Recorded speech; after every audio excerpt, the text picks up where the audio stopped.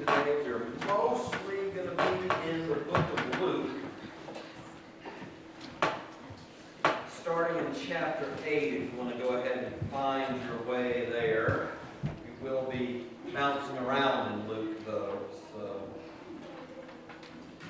keep those fingers and thumbs ready, or tongues, in case may be. So far in our series, we've looked at the purpose of one, how all disciples of Jesus should be looking to become like Jesus. Therefore, his purpose should become our purpose. His purpose, he states it, is to seek and to save the lost. We've looked at the passion of one. How, like Jesus, we should have a passion to reach people with the love of God, even if it's one at a time. It doesn't have to be tens or hundreds or even thousands. Jesus, time and time, would turn aside for the one. We'll even get to see some of those today. Because today we're discussing the importance of one. Like I said, Jesus would often teach thousands of people. The story we refer to as the feeding of the 5,000, the Bible says clearly that was 5,000 men, not counting the women and children that were there. So easily it could have been 15,000. And we'll see in one of our stories today, the crowds were so thick around Jesus that once when he stopped and he asked, he's like, "Who touched me?" The disciples were like, "Seriously, Jesus? Look around. What do you mean, who touched you?" He would have hundreds who would follow him everywhere he went. He would have thousands gather anytime he would show up in a town. And yet, time and time again, he would stop everything and turn to the one person.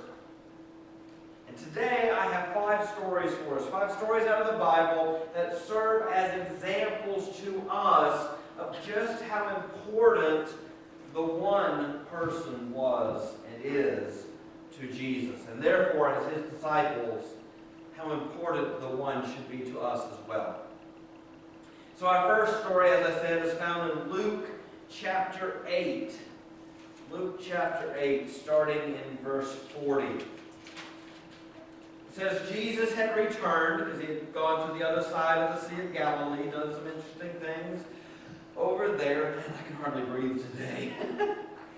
And when he came back, the people welcomed him, for they had been waiting for him. And there came a man named Jairus, who was an official in the synagogue, an important guy. He fell at Jesus' feet and began to beg him to come to his house, for his only daughter, who was about 12 years old, was dying. So help me out. Who came to Jesus? Jairus came. Why did Jairus come? His daughter was dying. So just to be clear, was this important? Would you say this is urgent? Would you say this is life or death? Okay, we're all on the same page. So as Jesus went, the crowds were pressing against him, and a woman who had had a hemorrhage, who had had a bleeding issue for 12 years, and could not be healed by anyone. One of the other Gospels tells us she had spent her life savings trying to find healing, but couldn't get healed by anyone, came up behind Jesus and touched the fringe of his cloak, and immediately her bleeding stopped. And then Jesus said, "Whoa, who touched me?" And again, this is the point where the disciples, I love it, the whole crowd is denying, "Well, we didn't touch you. I didn't touch you." It was a big thing. You didn't just randomly touch a rabbi, because if you weren't clean, you could make them unclean. It's not like Jesus had ever done this, so people weren't thinking about it. But all of a sudden, he's like, "Who touched me? We're in trouble." And Peter, I love Peter. Peter's like, "Master." The people are like crowding and pressing in everywhere. "We have no clue who touched you." And Jesus said, "Someone touched me, because I'm aware that power went out from me." And when the woman saw that she had not escaped notice, she came trembling and fell down before Jesus and declared in the presence of everyone why she had touched him and how she had been immediately healed. And Jesus said to her, "Daughter, your faith has made you well.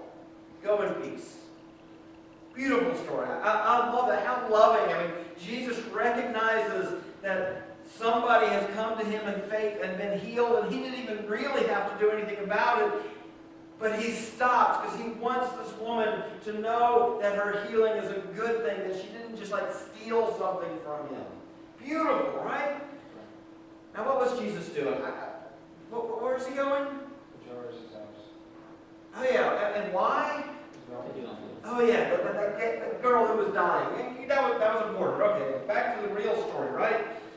The next verse says, while Jesus was still speaking to the woman, someone came from Jairus' house and told him, your daughter has died.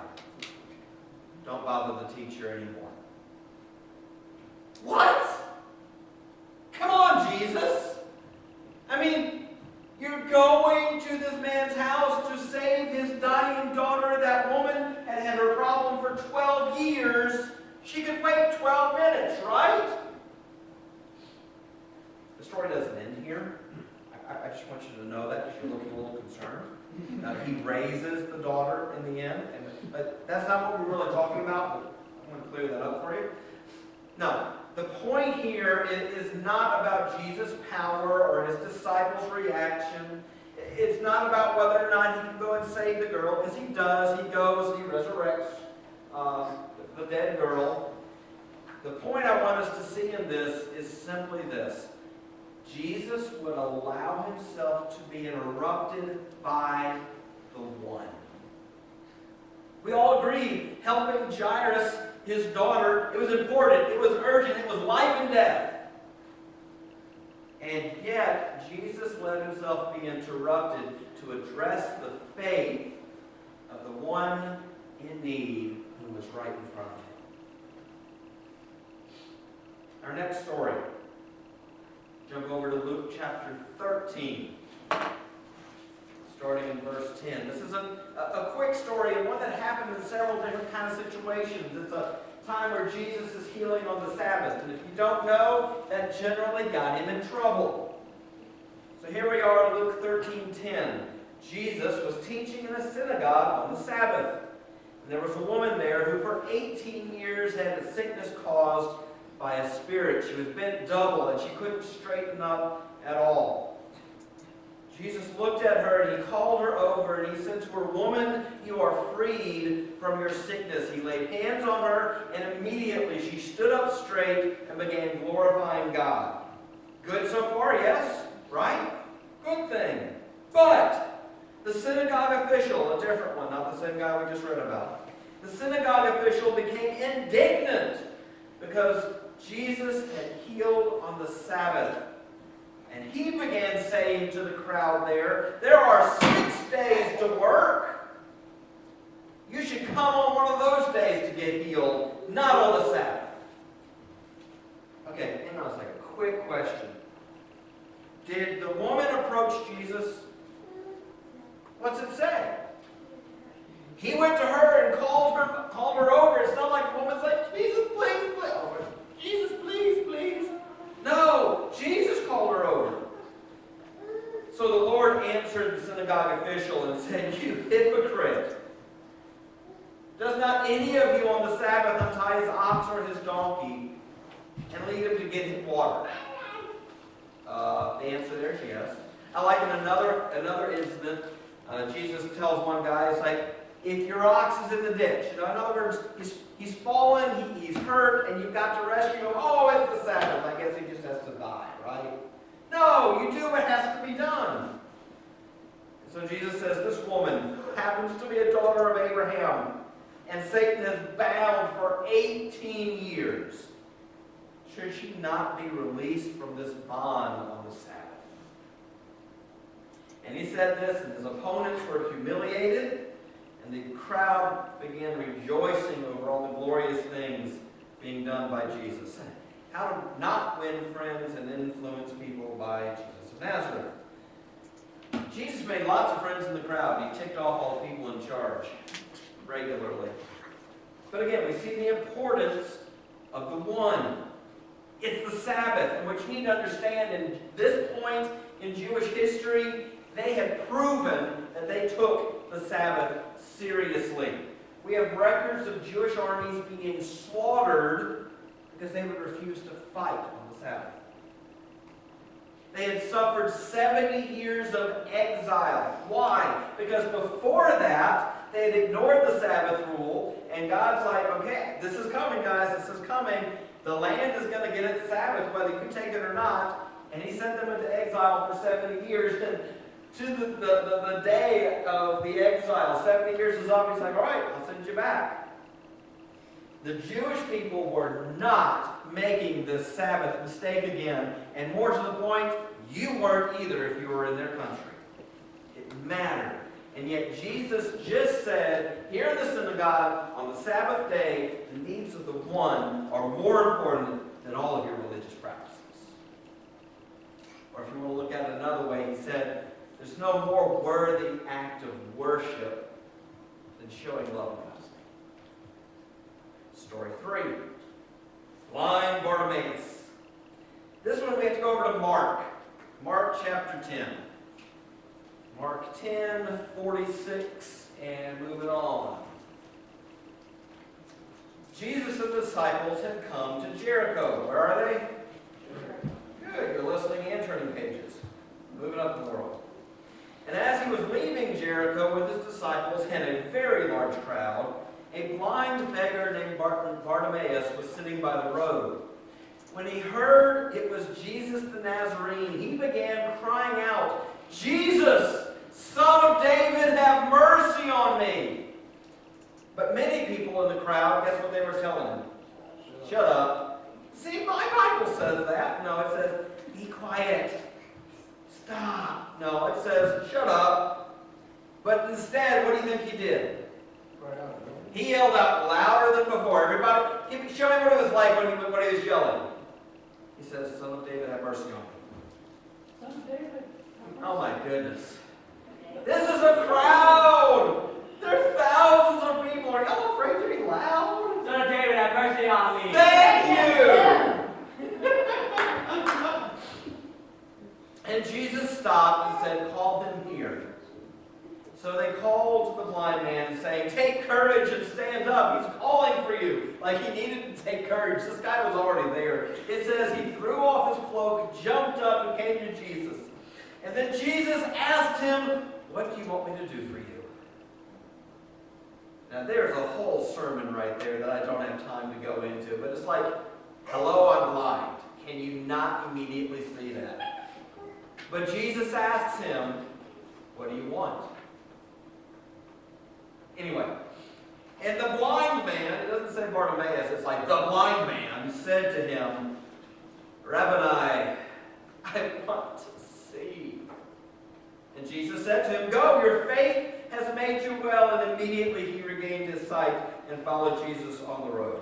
Now, this might just seem like any other instance of Jesus, letting him be interrupted by another man's need, another person's need. And it's true, that did happen. But what you need to understand, if you turn the page and you start chapter 11, the next story is the triumphal entry. The next story is Jesus entering Jerusalem. The crowd's going, Hosanna, Hosanna, blessed is he who comes in the name of the Lord. This is the beginning of the Passion Week, Jesus' last week of life before the cross. From Jericho, they are walking into Jerusalem, this huge crowd. This is his final Passover. This is his last week before the cross. And it was recorded earlier in the gospel that Jesus set his face toward Jerusalem. That he turned and decided, and it is going to happen. This is where I'm going. Nothing is going to turn me aside from the death and the sacrifice that I was born for. In fact, when he said this, I love it, the disciple Thomas, when Jesus said we are going to Jerusalem, having already told them he's going to die there, Thomas is like, fine, let's go and I'll die with you. The Bible makes it clear nothing was going to turn Jesus aside from his purpose. But his purpose still included the one. He could be going to the cross, and yet he would still take time for the person on the side of the street. Or, as we're going to see in story number 4, back in Luke here, chapter 19, this happened right before Bartimaeus. While he was in Jericho, he's still going to the cross. And it's the story of Zacchaeus. You might remember the children's song, right? Zacchaeus was what? A wee little man. And what did he do? Yeah, why? That's a lot faster than what I'm going to have to read here. We should do it anyway. Chapter 19 of Luke. Starting in verse 1. Jesus entered Jericho, passing through, and there was a man called Zacchaeus. He was a chief tax collector. Everybody go, boo. Yeah. And he was rich. He wasn't just a tax collector, he was the chief tax collector. Being rich is just redundant. Boo. Boo. Zacchaeus was trying to see Jesus, but he couldn't because he's a wee little man. I hear you. I'm right there with you. Not much higher. So he ran ahead, because he's a smart guy apparently, and he climbed a sycamore tree so he could see Jesus, because Jesus was going to pass by that way. And then Jesus came to the place where Zacchaeus was. He looked up and said, Zacchaeus, hurry down, for today I must stay in your house. And Zacchaeus hurried down and received Jesus gladly. But when the crowd saw it, they began to grumble. They're saying, he's gone to be the guest of a man who is a sinner and a tax collector. Boo. Zacchaeus stopped on his way home. Okay? He stopped and he said to the Lord, he's hearing all this complaining and grumbling. He says, behold, Lord, half of everything I own I'm going to give to the poor. Well, that's pretty cool. And if I've defrauded anyone of anything, has he? Yeah, he's a tax collector. If I've defrauded anyone of anything, I will give them back 4 times as much, because that's what the law said you're supposed to do if you steal. And Jesus said to Zacchaeus, today salvation has come to this house, because he too is a son of Abraham. For the Son of Man, as Jesus talking about himself, has come to seek and to save that which was lost. So far we've seen an interruption by one. We've seen the priority, if you will, of one. We've even seen a pause in the face of Jesus' ultimate purpose for one. What Zacchaeus gives us, though, is another example. Jesus said, I must stay. This one isn't happenstance. This one isn't, blind Bart on the side of the road, or a woman who comes up and gets healed without, talking to Jesus first. Jesus entered Jericho, passing through on his way to Jerusalem and the cross, but he came to where Zacchaeus was, and he stopped. And he said, today I must stay in your house. One of the last people Jesus visits with before his crucifixion. Some of you I know are struggling with this idea of who your one is. Maybe no one's coming to mind. That's okay. Take heart. If you will pursue God and pursue his purpose, if you will be willing, God will bring the one into your life. They'll be there on the side of the road. They'll come up to you. Just keep asking, keep knocking on that door, and ask God to open your eyes and to make your heart ready. But there is also the one that God sends us to. Some of us know who our one is, who we're supposed to reach with God's love in 2020. And to that one, we must go. And if you know that one, you must go. Because anything less is disobedience, is sin. So go. Go knowing God has prepared the way. Go knowing that he goes with you and has already worked out that encounter. Whatever their response. We're not promised the response. It's not our job to rescue anybody. Our job is to love and to share the love of God. So far we've seen Jesus showing us the importance of one when he was interrupted, when he allowed the important, urgent, life and death situation to be interrupted for the immediate situation. We've seen Jesus show us the importance of the one when he prioritized the needs of the one over any religious practice. We've seen Jesus show us the importance of one when he paused. Even on the way to the cross, he paused, calling one out to come to him. And we've just seen the importance of the one that Jesus was sent to find. But our last story is a little bit different. In this story, we're in Mark chapter 7. In this story, Jesus shows us the importance of the one even when we feel like we have nothing left to give. You ever been there where you're just worn out, burnt out, fed up, done? Yes? You know Jesus got that way at least once. Mark chapter 7. It starts out with Jesus having a pretty rough week. The first 13 verses, Jesus is being corrected by the Pharisees yet again. The Pharisees are like, your disciples eat without washing their hands. That was actually one of the rules that they had to follow. Kids, you think it's just your mom and dad, right? No. You had to wash your hands to eat. Otherwise, you were making yourself unclean. And Jesus turned around and said, you are a bunch of hypocrites. He didn't say they were wrong. It's in there. But he said, you're fussing at them about washing your hands, but you withhold provision from your elderly parents because you say, oh, everything I have belongs to God, and I can't take it away from God to provide for you.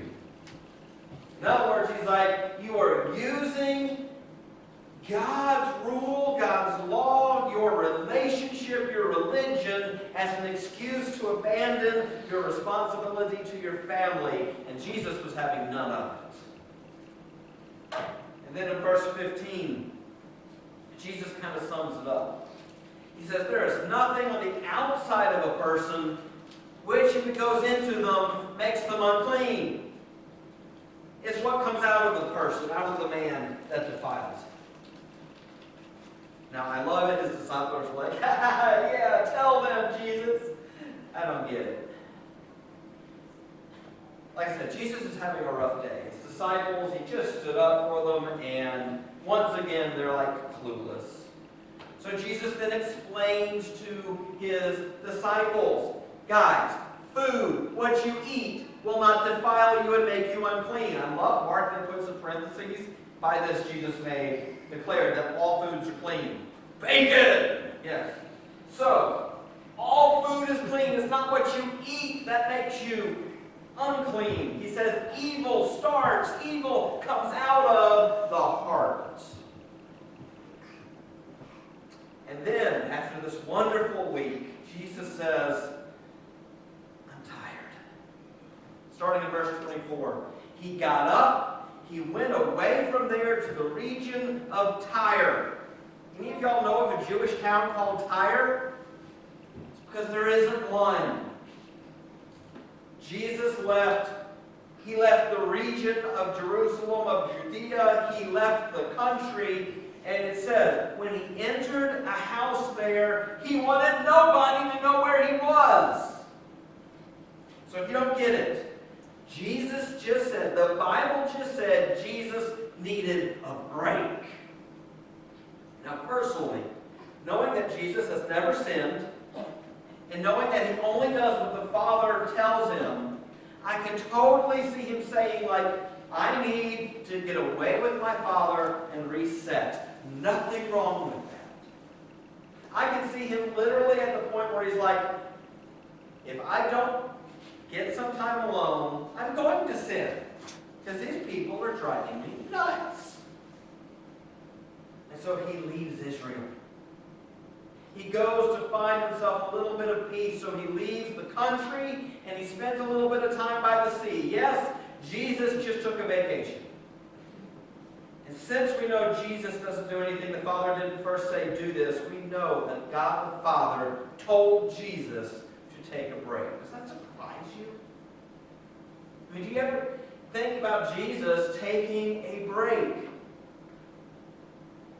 Now, hopefully someone's wondering, okay, so this is kind of cool, but what does this have to do with the whole topic of who's your one? Jesus is about to reveal the importance of one in here. Because you see, Jesus is on R&R. Sent there by the Father. This is the closest thing you'll find in the Bible to a vacation. He's sent there by the Father, and then this happens. It says he entered the house. He wanted no one to know of it, and yet he could not escape notice. I love that verse. It says he couldn't escape notice, which means that he wanted to escape notice. Jesus needed an escape. Love that. But having heard Jesus was there, a woman whose little daughter had an unclean spirit immediately came and fell at his feet. I just imagine this conversation with Jesus and his prayers before this. And the Father's like, son, you need to go take a break. And Jesus is like, yeah, I so need a break. And so the Father says, go, take a break, leave town, go to the sea by Tyre. And Jesus then gets there and he tells his disciples, tell everybody I'm not home.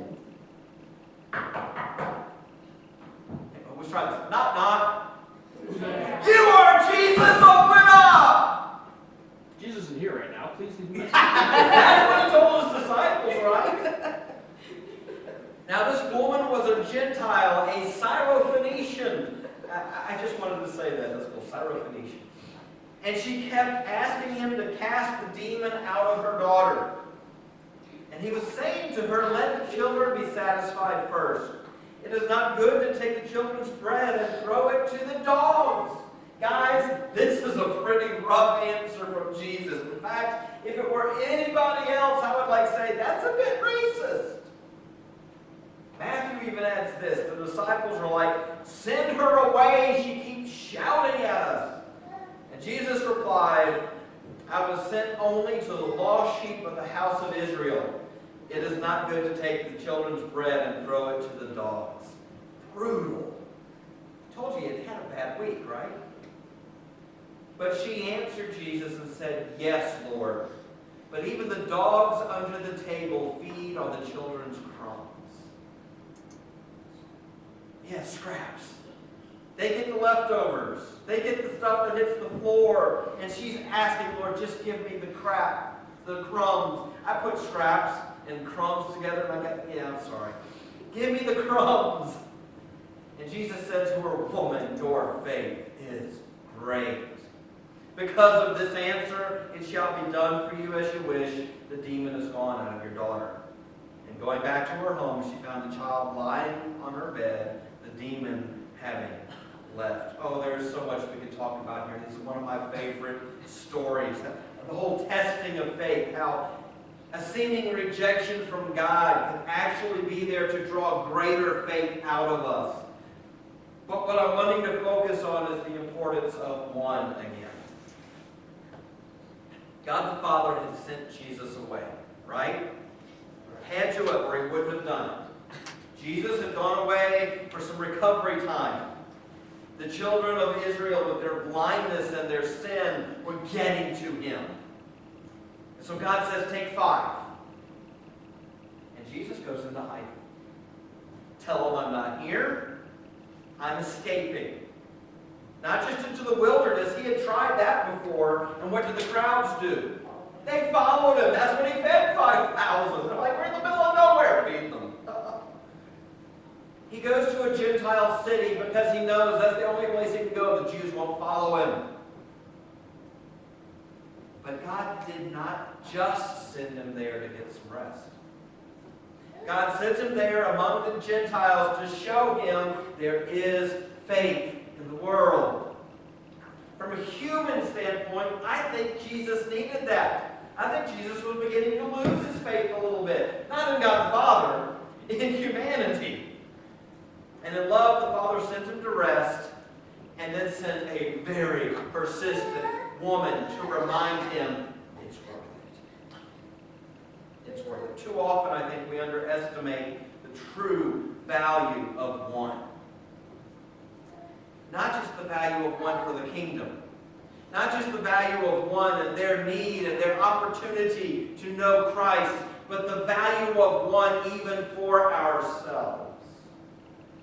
This woman needed Jesus. We all do.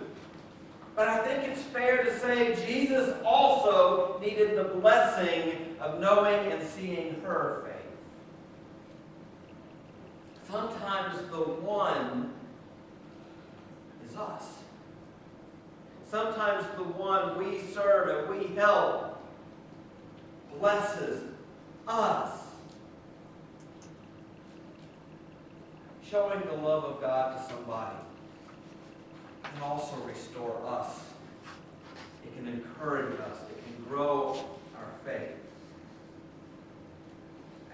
I think some of you have probably experienced this, but have you ever had that time where your love and your work and your service to somebody else, you come away feeling like you got the greater blessing out of it? Absolutely. Are you there yet? Are you beginning to be aware of just how important your one is to the kingdom, to this world, to you? Do you see how much God and His desire to love people through you matters? It matters to Him because He wants them to know what He's like. It matters to them because their lives become new in Christ. Does it matter to you yet? I've told you before, when Jesus was talking to the Father in John 17, He's going to the cross. It is Thursday night, right? And He's praying, and He's like, Father, I want my joy to be in them and made full. He's going to the cross, and He's talking about joy. The book of Hebrews says He endured the cross. Why? For the joy set before Him. Guys, you need your one. So you can know the joy of Christ that comes from knowing God's love and sharing God's love. Because that joy is what enables you to endure the hardships of life. So be ready. Be ready for the interruption that might come into your life. Don't allow what might seemingly be important, even legitimately be important, the God stuff of life. Don't let that get in the way of the one. Jesus, it says, leave the 99. Why? They'll be back there when you get back with the one who we have to go find. It doesn't necessarily take that long. You could be in the middle of pursuing what is ultimately important. But keep listening. Your one might be out and calling to you. Do you know who your one is? Don't miss them then. If it's that time, then you must go to them. Don't stand back and wait. And in the midst of all of it, do not overlook the blessing of the one on you. It is part of God's plan for you to know His joy and give you